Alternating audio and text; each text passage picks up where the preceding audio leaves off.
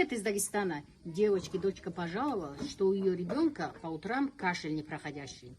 Я знаю один народный рецепт, который поможет избавиться от этого буквально за один прием. Итак, мы берем 1 столовую ложку сахара и плавим на огне, пока весь сахар не расплавится. Жженый сахар поможет смягчить горло и снизить приступы кашля. Весь этот сахар растопим в молоке. Получается сладкий напиток с пряным вкусом. Дети такое обожают. Девочке про этот рецепт мне рассказала моя мама. Она нас так лечила в детстве.